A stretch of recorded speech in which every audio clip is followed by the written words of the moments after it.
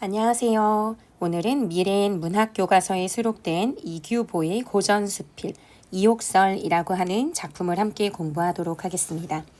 본격적으로 공부하기에 앞서서요. 이 작품이 속해 있는 갈래인 교술갈래에 대해서 먼저 살펴보도록 하겠습니다.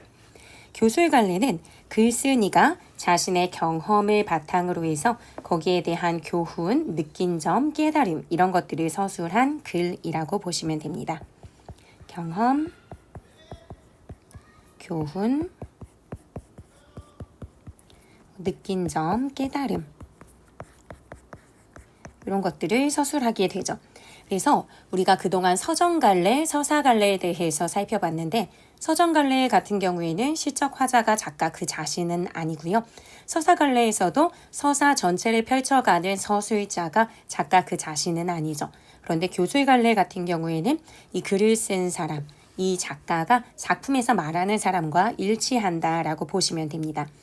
여기에 해당되는 대표적인 갈래가 수필, 일기, 편지, 기행문 이런 것들이 해당됩니다. 그렇기 때문에 이런 갈래 생각해 보시면요. 사실은 문학성이 아주 높지는 않아요. 그래서 교술갈래의 경우는 이것을 문학에 넣느냐 그렇지 않느냐에 대한 논란이 좀 있기는 하지만요.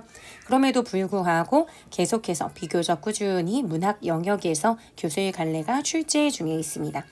이 교술갈래 중에서도 수필에 해당되는 게 이옥설이고요. 그래서 수필의 특징도 함께 살펴보도록 하겠습니다. 우리 수필이라고 하면은 보통 손 가는 대로 또는 붓 가는 대로 자유롭게 쓴 글이라고 이야기하거든요. 그러니까 그만큼 형식적인 제약이 없이 자유롭게 쓰는 거예요. 그래서 어떤 수필 같은 경우에는 약간 시 같은 느낌을 주기도 하고요. 소설처럼 극적인 구성을 보이는 경우도 있습니다. 그만큼 형식이 좀 자유로워요. 붓 가는 대로 써놓은 글. 즉, 형식적 제약이 없다라고 보시면 됩니다.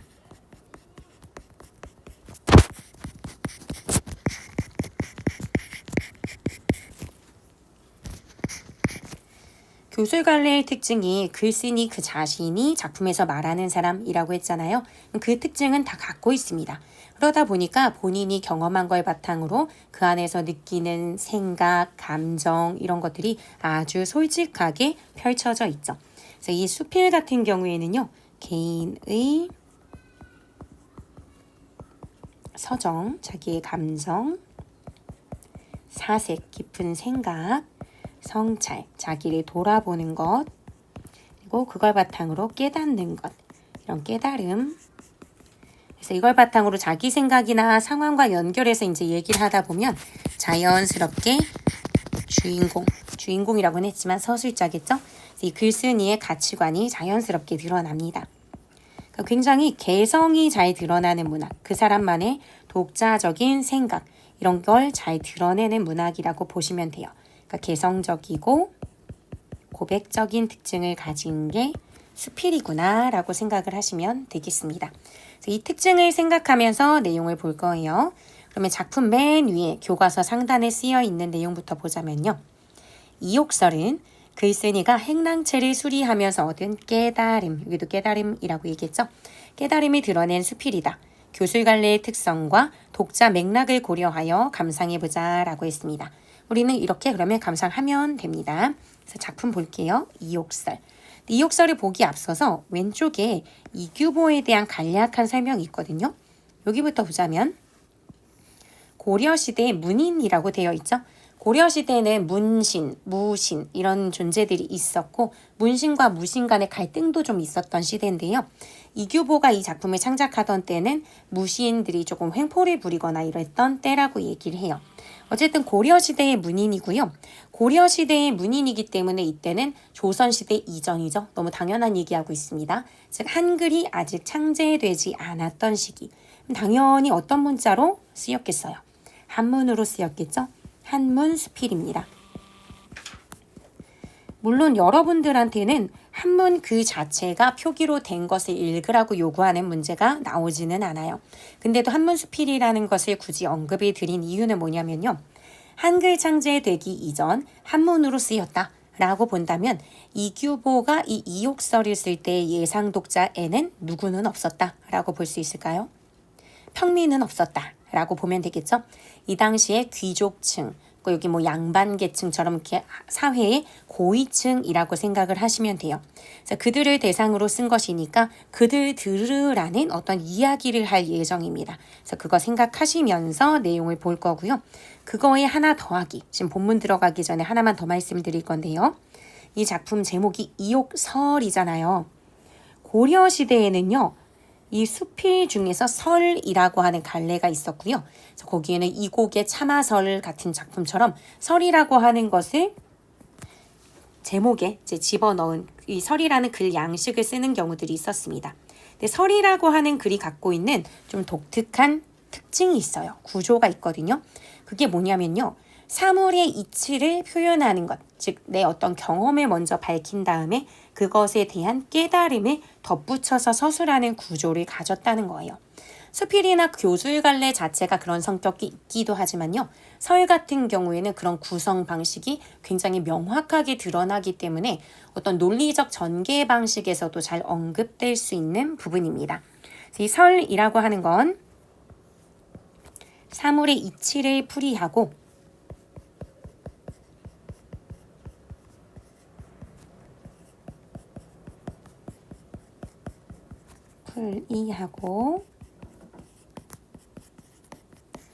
그것에 대한 자신의 의견을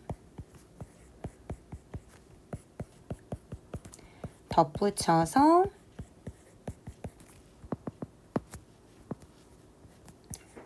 서술한 것.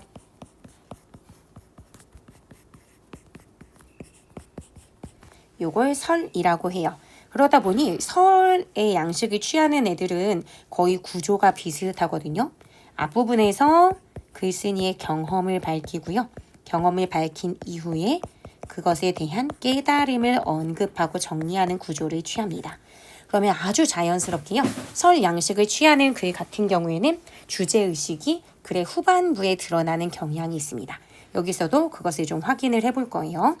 그래서 이 이옥설은 일단 어떤 것에 대한 깨달음을 얘기해 줄 건데요.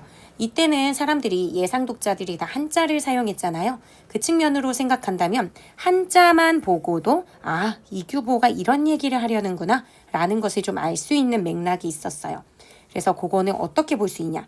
이옥설이라고 했죠. 이 한자를 통해서 보는 거예요. 여기 이라고 한 것은 아마 여러분들이 뭐 윤리교과에서 그 리라든지 어떤 이치를 말하다 할 때 그 이치의 이런 것들이 이거예요. 실제로 뜻이 이치 또는 뭐 다스리다, 깨닫다 이런 뜻을 가지고 있습니다.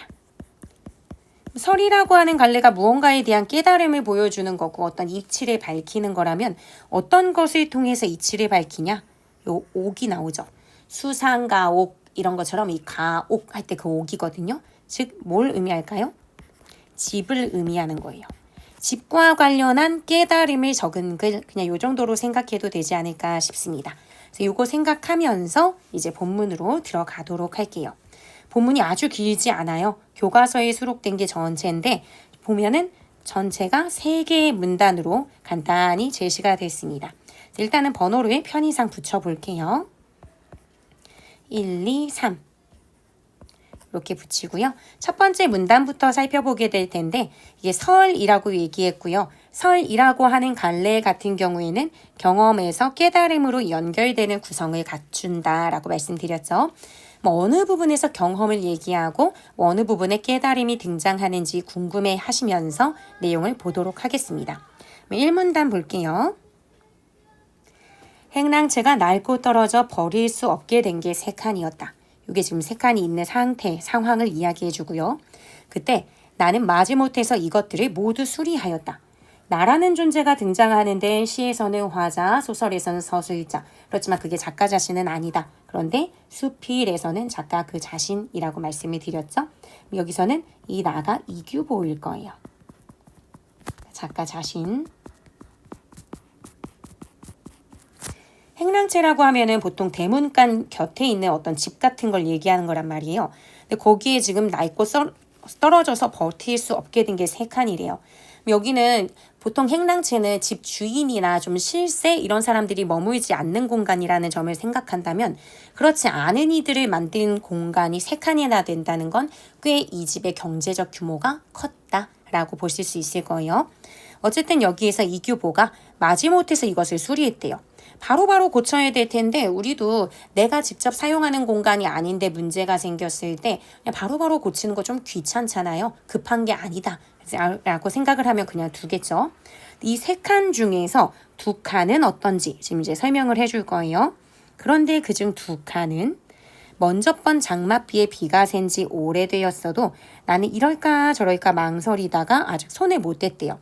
먼저 번 장마에 비가 샌 지 좀 오래되긴 했는데 비가 슬쩍슬쩍 그냥 한 방울 두 방울 똑똑 떨어질 정도로만 새고 후두두두두둑 막 이렇게 새진 않았나 봐요. 만약에 이랬으면 바로 고쳤을 텐데 어쨌든 비가 샌 지 오래되긴 했지만 이거 바로 고칠 건 아닌데 귀찮은데 이렇게 생각했는지 이럴까 저럴까 망설이다가 손을 대지 못했던 게 일단 앞에서 말한 그중 2칸에 해당이 됩니다.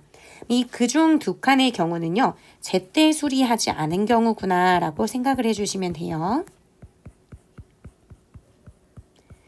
그냥 망설이고 미뤄둔 거죠. 이게 여기서의 2칸입니다. 이어서 볼게요. 나머지 한 칸은 전체 3칸이었으니까 지금 나머지 한 칸을 이야기하는데요. 나머지 한 칸은 비를 한 번 맞고 샜던 것이라서 서둘러 기와를 갈았던 것이다. 요거는 한 번 맞았는데 막 콸콸콸 하면서 엄청 샜었나 봐요. 그래서 비를 한 번 맞고 샜던 거라 서둘러 기와를 갈았었다. 그런데 이번에 수리하려고 보니 하고 넘어가죠. 어쨌든 이 나머지 한 칸의 경우는 제때 수리를 한 경우라고 생각하면 되겠죠. 제때 수리. 이번에 이제 묵혀뒀다가 행랑채 전체가 너무 낡고 떨어져서 이제 안 되겠다. 이거 고쳐야겠다. 뭐 생각을 했나 봐요. 그래서 이번에 수리하려고 보니 비가 샌 지 오래된 것은 그 앞에서 얘기했던 그중 2칸에 해당이 되는 거겠죠. 비가 샌 지 오래된 것은 그 아래 석가래, 추녀, 기둥, 들보가 모두 썩어서 못 쓰게 되었다. 너무 오래되다 보니까 그 자리들이 다 썩어서 다시 쓸 수 없게 됐다는 거죠. 그래서 수리비가 무척이나 많이 나왔다 라고 하는 경우로 연결해서 설명해 줍니다.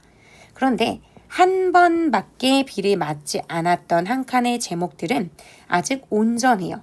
왜냐하면 앞에서 뭐라고 했냐면 바로 고쳤었죠. 그래서 아직 온전하여 다시 쓸 수 있어요. 그래서 비용이 많이 들지 않았다 라고 얘기하죠.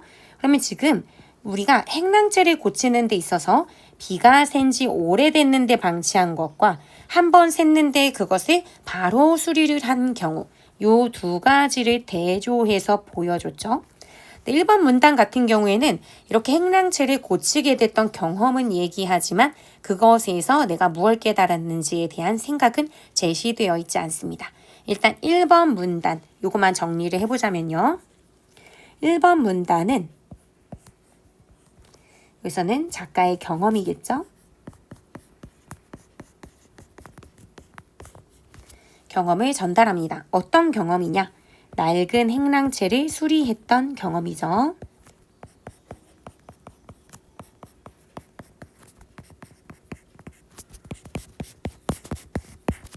그러니까 낡은 행랑채가 이제 정말 버티다 더 이상 버티지 못해서 이제 수리를 하게 되면서 발견한 게 있던 거죠. 제때 수리했던 애들과 제때 수리하지 않았던 애들이 각각 어떻게 됐는지, 제때에 수리하지 않은 것 그리고 제때에 수리한 것 요 2개가 있겠죠. 즉 행랑채가 문제가 생겼을 때 수리를 언제 했느냐 그 시기로 구별을 지어보자면 제때 하지 않은 케이스와 제때 한 케이스 이렇게 정리가 돼 있어요. 그런데 제때 하지 않은 경우에는 나도 몰랐는데 그 자리가 전부 다 막 썩었죠.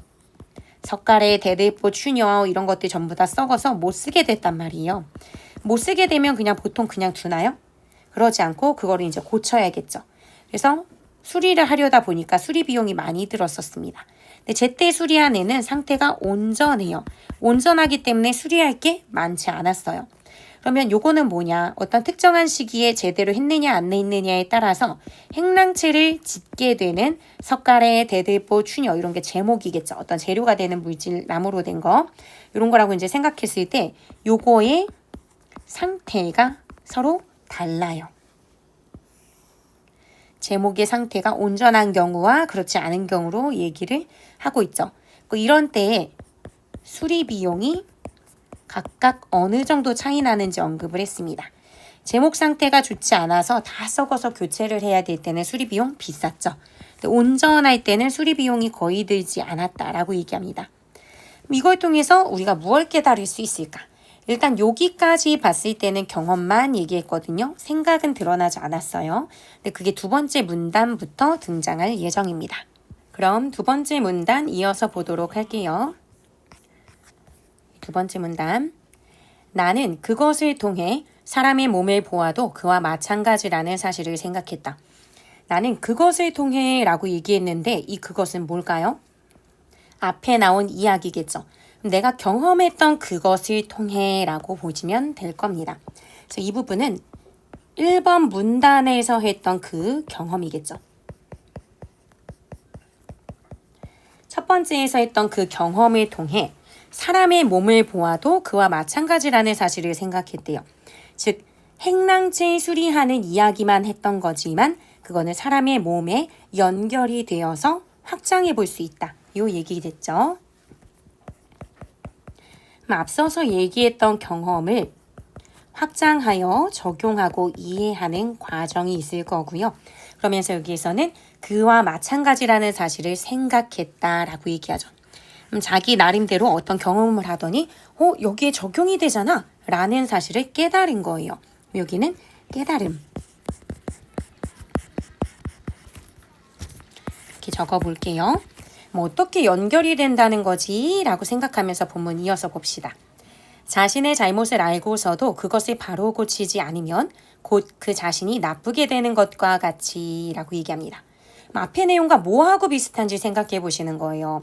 행랑제가 장마에 비가 샜어요. 그럼 문제가 있는 거잖아요. 근데 그걸 알면서도 이럴까 저럴까 망설이다가 손대지 못하고 고치지 못했던 것과 연결이 되겠죠. 그럼 여기에 자신의 잘못을 알고도 바로 고치지 않는 것이 아까 앞서서 그 두 칸에 해당되는 내용이라고 보시면 됩니다. 그렇게 되면은 자기 자신이 나쁘게 된대요. 잘못을 고치지 않으면 그냥 그래도 되나? 이게 뭘 별거라고 라고 생각하면 나쁜 행동이 그냥 내 몸에 굳어지게 되죠. 이번에 또 해도 괜찮겠지 하는 생각으로 나를 쉽게 허락해 준단 말이에요. 그렇게 되면은 마치 나무가 썩어 쓰지 못하게 되는 것과 같다. 즉 앞서서 행랑채에 수리를 했던 그런 상황에서 제때 하지 않고 석가래나 추녀나 들보, 기둥 이런 걸 다 썩어버려서 못 쓰게 된 상황하고 똑같아진다라고 얘기하면서 이 잘못을 바로 고치지 않는 걸 경계하고 있는 모습을 보입니다.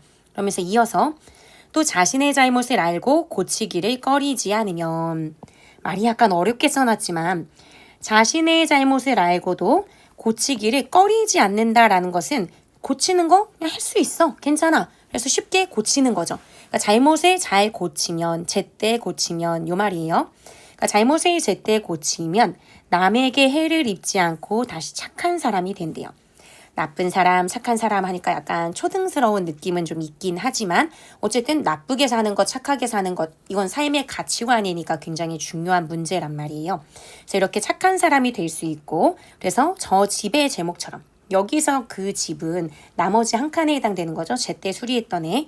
그 제목처럼 말끔하게 다시 쓸 수 있는 것이다.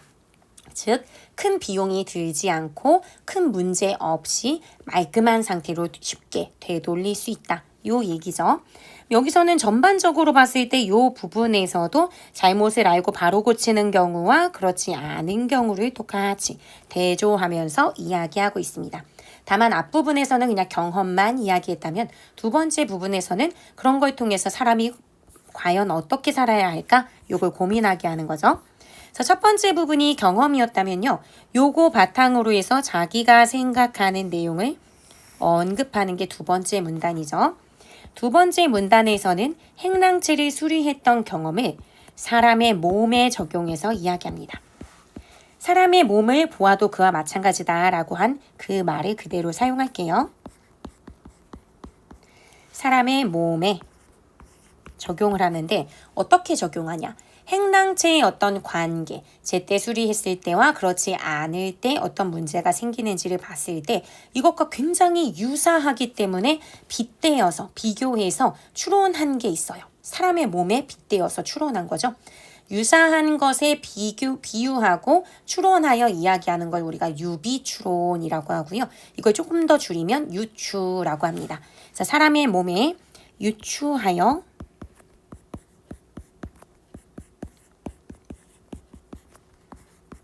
적용하고 있구나라고 생각을 해주시면 돼요. 그래서 사람의 몸엔 그러면 어떻게 적용이 되냐?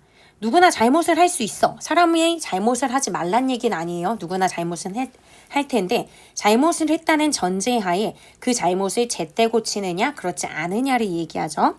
즉 자신의 잘못을 했을 때 자신의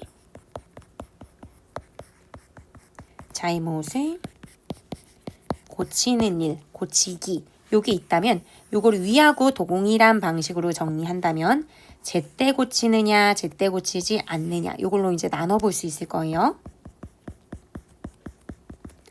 제때 고치는 경우, 제때 안 고치는 경우였어요. 그래서 시기적인 측면에서 자기의 잘못을 제때 잘 고치는 경우, 그렇지 않은 경우 이렇게 나눠본다면 우리가 잘못을 제때 고치지 않으면 나쁜 사람이 되고요.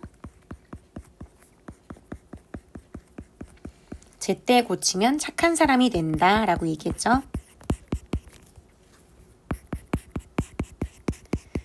앞부분에서는 이 행랑채를 짓는 제목, 그 재질이 되는 물건, 뭐 그런 도구, 나무로 된 물질들 이런 것의 상태를 얘기했다면 이번에는 자기 자신의 상태라고 보면 되겠죠.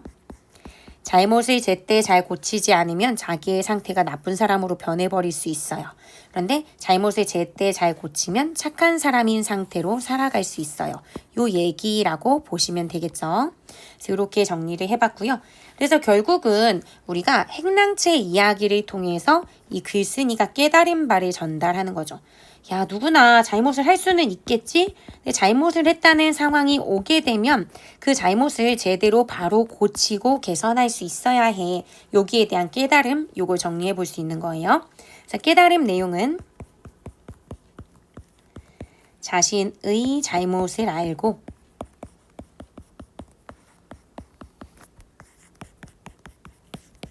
바로 고치는 게 중요하다. 요 얘기겠죠? 바로 고치는 것이 중요함. 이렇게 해서 두 번째 문단까지 봤어요. 경험을 통해서 자기가 하고자 하는 얘기로 자연스럽게 넘어가고 있죠. 그러면 세 번째 문단으로 가도록 하겠습니다. 어디 그뿐인가? 나라의 정치도 마찬가지다. 이번에는 정치로 확장을 시키는 거죠. 첫 번째 문단에서 했던 경험은 계속 여기도 사용이 되는 거예요. 행랑채를 수리했던 경험. 첫 번째 했던 문단의 내용, 그 경험이 정치의 영역으로 확장되고 있구나. 여기에 대해서도 비슷하게 언급할 거란 말이에요. 이것도 글쓴이의 깨달음이 되겠죠. 그러면 앞선 부분에 이어서 깨달음이니까 2번, 여기 앞에 부분은 1번 하고 정리를 하고 넘어가겠습니다. 나라의 정치도 마찬가지다. 백성을 좀먹는 무리들을 그냥 내버려 두었다가는 집을 제때 수리하지 않고 잘못이 있다는 걸 알아도 제때 고치지 않는 것과 유사하게 백성을 좀먹는 나쁜 무리들이 있는데 그거를 그냥 내버려둬. 아이 뭐 그럴 수도 있겠지. 이제 안 그러겠지. 뭐 이렇게 생각을 한다든지. 아 우리 당파인데 그래도 될까? 아니면 남의 당파든 어쨌든 함부로 건드릴 문제가 아닌데 뭐 이렇게 생각을 할 수도 있겠죠.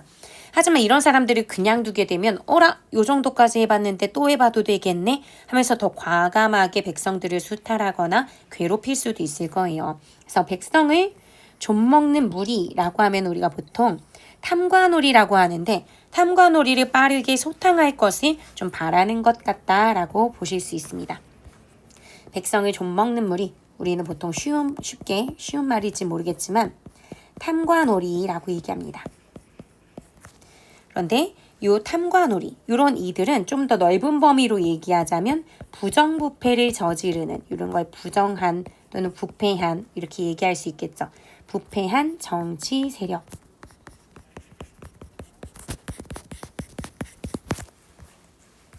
자, 백성을 좀먹는 이런 나쁜 무리들이 있다면 그냥 내버려 두어선 안 된다. 빠르게 처분해야 돼요. 그래서 백성들이 오히려 도탄에 빠지고 나라가 위태로워질 수 있는 어떤 위기 상황이 있다는 거예요. 그러니까 여기서는 백성이라고 하는 존재의 삶에 관심을 가져야지 라고 보는 거겠죠. 백성들 들으라고 하는 건 아니에요. 이거 한문수필이라고 얘기했잖아요.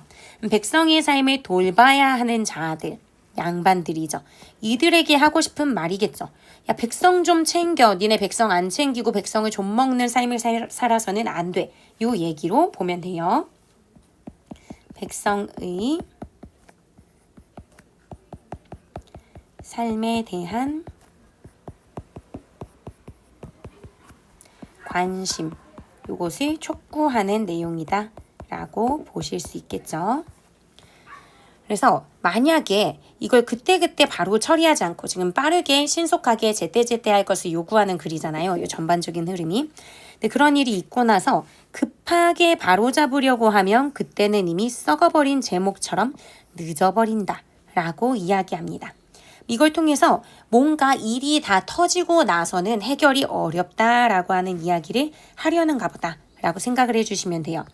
어떤 것은 다 일정한 시기가 있는데 그 시기를 놓치고 한탄하고 눈물을 흘리면서 후회한다라는 의미를 가진 사자성어가 있어요. 혹시 알고 있으신가요? 만시지탄 들어본 적 있으신가요? 만시지탄이라고 하는 상황을 경계하고 있구나라고 생각해 주시면 돼요. 다 늦어서야 후회하면 아무 소용없어 라고 보는 거죠. 이런 걸 경계하고 있고요. 그러면서 적절한 시기에 정치적으로 개입을 해줘서 이 탐관오리를 벌을 준다든지 해야지 그렇지 않으면 다 썩어 빠지게 돼 라고 하는 문제도 제기해 줍니다. 그래서 여기에선 하나 더 추가를 해보자면 일단은 적절한 시기에 이런 문제적인 상황을 해결해야 된다라고 하는 거니까 시적절한 정치적 개입이 필요하다. 시적절한 정치적 개입이 필요하다. 또는 개입의 필요성 이렇게 정리해보면 되겠네요. 이렇게 그러니까 시적절한 정치적 개입을 잘 해줘야 문제가 생기지 않는다라는 거예요. 그래서 어찌 행동을 조심히 하지 않겠는가 하고 마무리를 짓죠. 근데 이거 물어보는 말 아니죠. 뭐뭐 하는가 하며 물어보는 거지만 맥락상으로는 대답을 요구하지 않는 것이라고 생각하는 게 더 맞을 것 같아요. 왜냐하면 이걸 안 지키면 행동 조심하지 않으면 큰일이야. 뭐 이런 거 이제 얘기하려고 하는 건데 뒷말은 생략한다. 이런 맥락인 거죠. 그래서 일단 이렇게 내용 살펴봤고요. 그러면 마지막 3번 문단 정리를 해보도록 할게요. 2번 문단은 행랑체를 수리했던 경험을 사람의 몸에 적용해서 설명을 했다면 세 번째 문단의 경우는 정치에 연결을 해서 얘기를 했죠. 이규보라는 사람이 정치인이라는 걸 생각해 본다면 사실은 이 이야기를 진짜 하고 싶었던 게 아닐까 싶어요. 깔때기로 수렴해 들어가듯이 여기에는 내가 정치 얘기하고 싶은데 정치 얘기부터 하게 되면 상대방이 거부감을 느낄 수 있잖아요. 그렇기 때문에 그 얘기를 하기에 앞서서 행랑체를 수리했던 경험을 먼저 밝히고 자연스럽게 여기로 들어온 게 아닐까라는 생각이 듭니다. 그래서 여기에 유추해서 적용한다라고 생각해 본다면 탐관오리 문제를 어떻게 해결할 것인가? 본문에서는 탐관오리라는 말을 직접 쓰고 있지는 않죠. 백성의 좀먹는 무리들 이렇게 해놨는데 어쨌거나 탐관오리 문제 해결 어떻게 할까라고 본다면 제때 하지 못하는 경우, 제때 하는 경우 두 개로 나누어서 내용을 살펴볼 수 있겠죠. 근데 여기에서는 앞선 내용들하고는 다르게 제때 하지 못하는 경우만 얘기하고요. 제때 한 경우는 얘기하지 않아요. 제때 하면 당연히 뭐 태평성대나 이런 시절이 오겠지만 제때 하지 못했을 때 생기는 문제를 얘기하면서 상대방에게 경계 아니면 경고의 메시지를 보내는 게 더 중요하잖아요. 그래서 여기 지금 보면은 탐관오리 문제 해결을 제때하지 못하는 경우를 얘기합니다. 그러니까 시기적인 부분에서의 문제라고 보실 수 있을 거고요. 그리고 이 제때하지 못했을 때 백성의 삶이 도탄에 빠지고 나라가 위태로워진다. 이런 식의 좀 경고적인 말을 하고 있습니다. 그래서 이걸 통해서는 여기 지금 위태라는 말을 썼죠. 요걸 통해서는 나라의 상태가 어떤지 앞에서는 자기의 상태 또는 제목의 상태 요걸 봤었던 부분이라면 요거는 나라의 상태. 이게 도탄에 빠지고 위험해진다. 그러니까 좀 제대로 하자. 잘못이 있을 때 바르게 잡자. 이 얘기를 하고 싶은 거겠죠. 이 경험을 통해서 깨달음을 또 정리하고 있어요.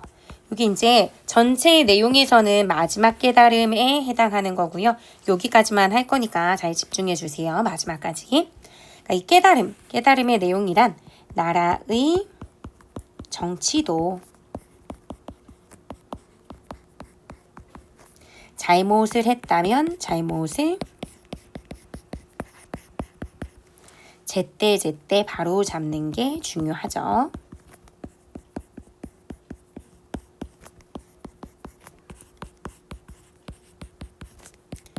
나라의 정치도 잘못을 바로잡는 게 중요하다. 나라의 정치를 할 때 잘못을 바로잡는 게 중요하다. 이런 흐름으로 갔습니다.